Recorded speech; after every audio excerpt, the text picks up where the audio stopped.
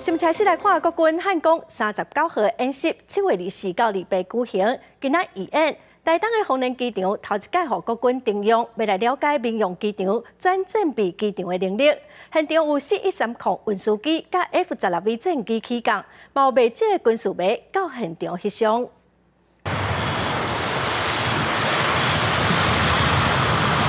国军C130档的运输机顺利起落，完成运补演练任务。汉光演习就要来上场，这边的演习新科目，头一遍调用台东的丰年机场，要来验证民用机场甲转做战备的功能。期间嘛有2台 F16V 冲场，请真济军事迷透早过来这听候，就是为着要来翕到这个军机的影子啊。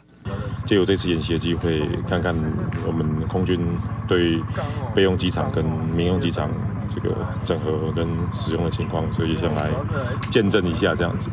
最近共军一直伫个东部外海活动，国军这边唔那是甲敌军海岸头一边甲纳入红色沙滩来做反登陆的作战场域，嘛来调用丰年机场，予台湾请做演习的重点。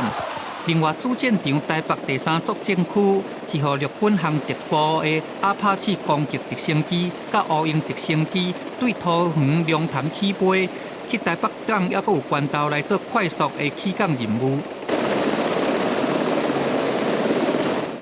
国防部伫10日嘛公布汉光39号实兵演练，对7月24到28演练的重点有包含兵舰转换、战力保存。 20是桃园的中心演习开场，25是伫个台东验证整体的防空作战，26联合三级作战伫个桃机，27个联合国土防卫作战是伫个台北港淡水河这个所在。要是在强化反制中共的军事威胁，并参酌俄乌战争的经验，持续秉持处处是战场，时时做训练。 国防部表示讲，这边汉光战力的保存、防空、电子、网络、认知作战，拢有贯穿全程。嘛要提醒，照逐一年的经验，相关的假消息，较会互社群媒体来流传。想要来分化团结，就爱较张持咧。记者综合报道。